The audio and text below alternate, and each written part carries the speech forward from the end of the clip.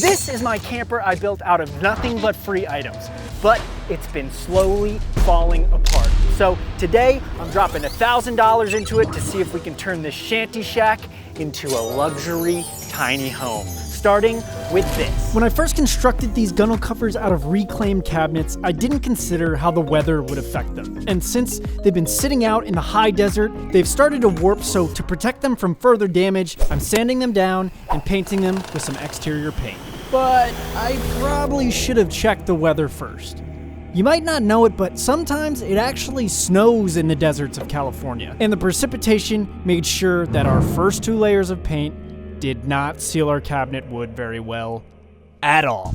The sun has come back out briefly, but it is gonna snow again later today. So the mission now is to fill up this gunnel hole with a seal for this hose, which is gonna go to our brand new $200 diesel heater that's gonna heat up the inside while we refurbish the interior of the cabin. At first glance, this self-contained heater seems pretty sweet, so the first step to getting it functioning is making a hole for this output tube to enter into the cabin. And doing it through the gunnel will make a nice tidy place to store the tube when it's not in use. So I measure, cut, trim, wedge, and cut a 4-inch hole into our new gunnel seal. Our hose is all hooked up.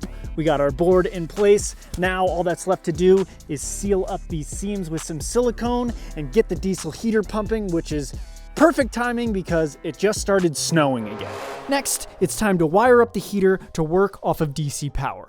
Fill it with diesel and prime the oil pump before it starts blowing that sweet hot air. And now the diesel heater's warming up. Let's see how warm it gets inside.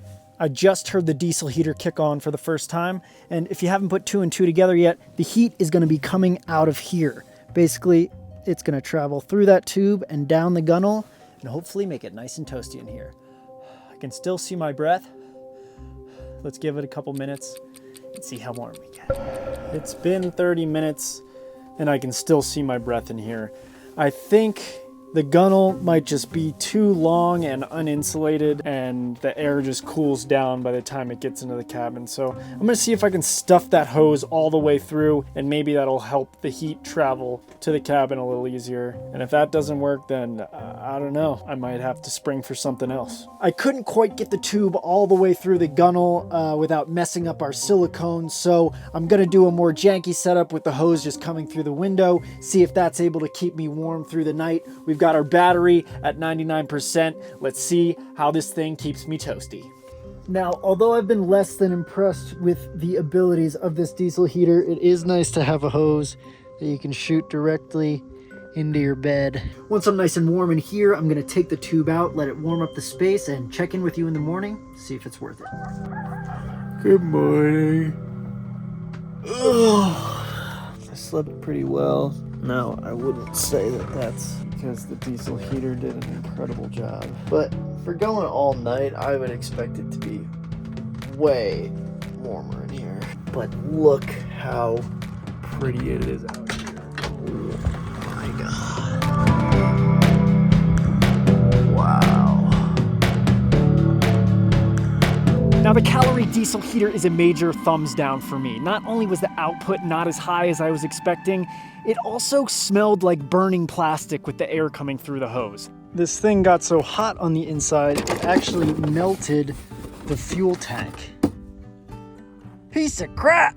I don't think these things are as good as people make them out to be. I think they're way overhyped. I know people use them to heat their tent, and that's maybe the best thing that you can use this for. Otherwise, for me, I'd say skip the diesel heater, which means we got $200 back in our $1,000 budget. So that means it's on to the next upgrade. Now, if I was the only person staying out here, I'd probably be fine with our current single step up onto the deck. But a lot of people come out here, including my girlfriend, and last time we were here, she took a nosedive off the deck when trying to step down. I didn't get it on camera, but it went a little something like this.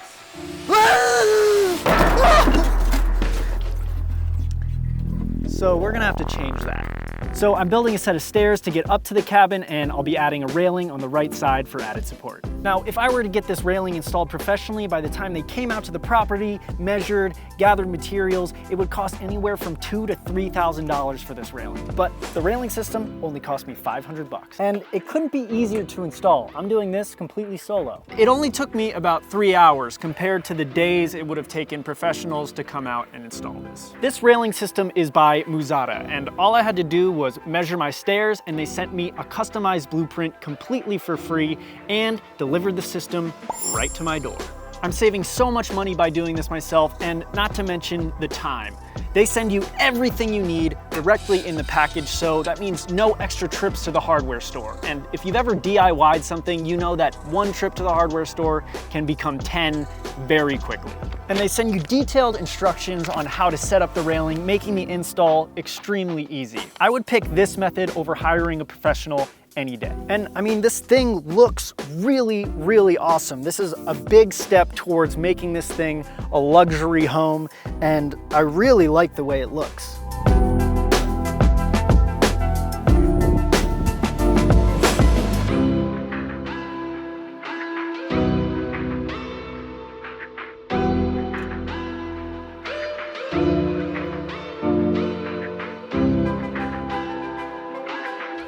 Click the link in the description to see all the railings that Muzata has to offer to get your DIY railing done in no time. Next, the door. First off, a rodent tried to chew through the bottom of the door, and this is also an interior door, so it's got this soft fiberboard material which really doesn't hold up to the weather very well, and you can see the door has literally cracked right there, and it doesn't shut as a result. So I'm gonna take this thing off, replace the door, because what's a luxury tiny home if you can't get in and out of it? So after removing the old door and taking some measurements, I went to cut down my new door that I bought for 80 bucks. I purposefully bought a door that was a little bit bigger, thinking I could cut it down to size, but it didn't take into account the space I would need to install the doorknob and hinges. So if I were to cut this door, I would either have no hinges or no doorknob. Idiot! It's not gonna work.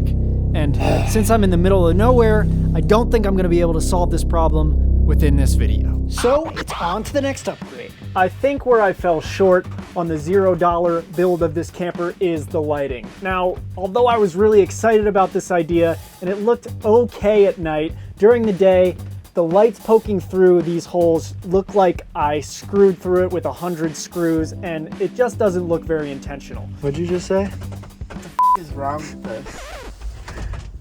That one looks also shitty. They look equally as shitty. Yeah. A little bit of me is like, I wonder if he knew his screws were too long for his board. On top of that, these are all tungsten bulbs in here, and it drains the huge battery bank literally in an hour if all of the lights are on. So we're gonna upgrade to some LEDs and hopefully make some changes to make this look a little more intentional. So the first step is to take out all our tungsten lights and hopefully find an elegant solution for this so we can tie the whole cabin together. So the plan is to connect all these channels by routing out a 1/2 inch weave throughout the whole thing. My only fear is that I'm gonna weaken this board up too much for it to hold its structural integrity, but I'm praying for the best. This is my first time using a router, so fingers crossed. Well, damn it! I only have 2 of these boards, so if I ruin them, I don't know what I'll do. But my connecting the dots with a single channel quickly proved to be an impossible task. Well, if you've ever used a router, you probably could have guessed what happened next. I was planning on making a bunch of little channels through this, but anytime you get to a close bit like this and the router kicks back, you quickly lose that piece. So my original plan of making a squiggly connecting all the holes is not going to work. So I think what I'm going to do is just kind of make some blobs with some spaces where they naturally form with the holes. And hopefully that'll look cool. Kind of sucks, but we'll see if it turns out all right. I'm not totally losing hope yet. By cutting and routing these bigger blobs and filling the holes with some leftover film diffusion from my film crew days, I think the solution is gonna end up working. All right, we got the LEDs hung up. A few diodes are out because this is actually an old LED strip from my house, but now that we got that in place, we're gonna put this up see how it looks. Oh, yeah, dude. That is sick. Oh, I was worried once my original plan wasn't working out, but that looks really cool. I probably could have gone with a thicker diffusion so you didn't see the light diodes behind there, but it doesn't bother me too much. I'm gonna put a little piece of trim up top, and I think this is gonna be just what I'm looking for.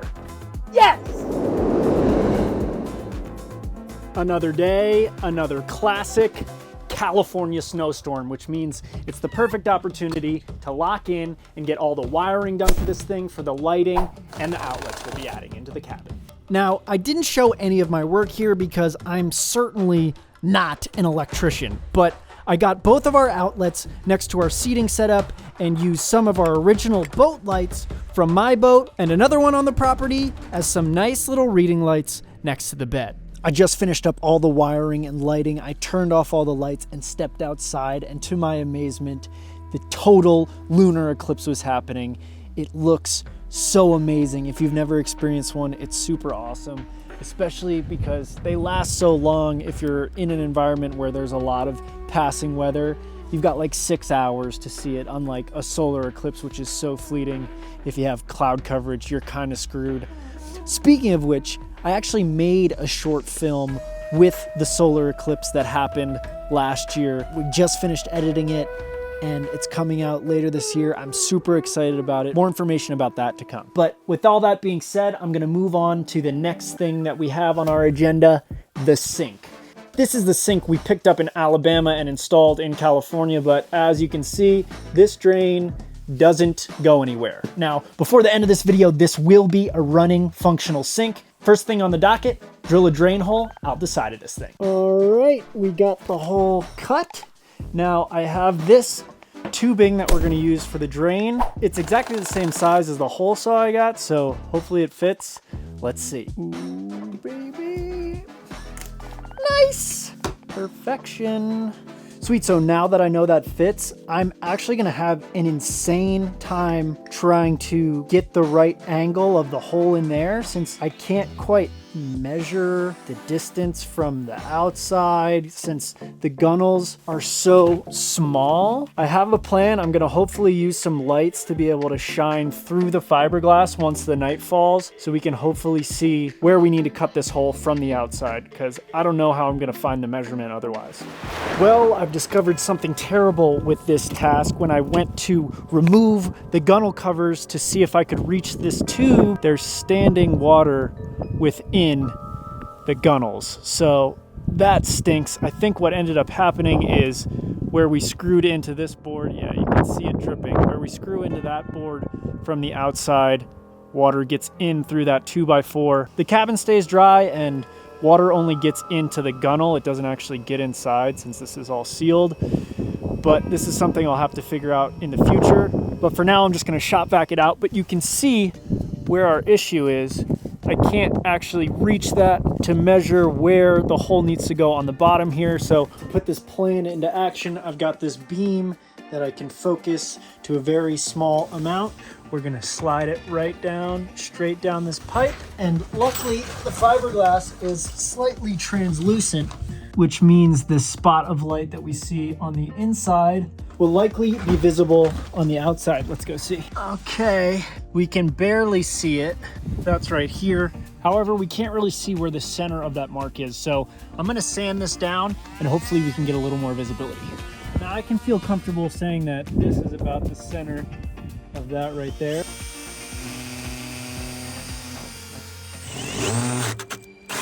Ah!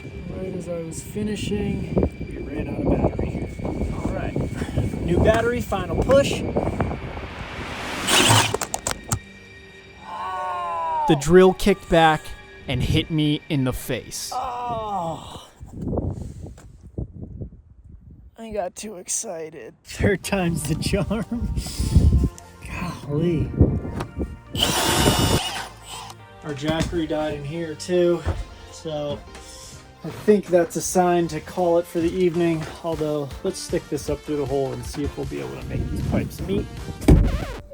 Not even close. But my jackery's dead, so I'm calling it for the night. We'll get it after it in the morning. All right, since that angle wasn't quite right, we've got our router we're gonna open this hole up a little bigger and hope that that gives us enough room to get the pipe angle right so we can interlock those extension tubes. Just like that. Okay, for the first time on this project, it feels like I purchased everything correctly the first time. Thank God. Next, I decided to clean up the underside of the sink, and paint it black. So with our holes drilled and the sink painted, let's get the sink put into place. We're gonna have to do some remeasuring of this cleat here since the drain is gonna add a few more inches to here, which might cause some problems, but we'll see. It would, in fact, cause problems. Tight squeeze. Oh man, our faucet might just work still, but we don't have much wiggle room. Here's the faucet I ordered.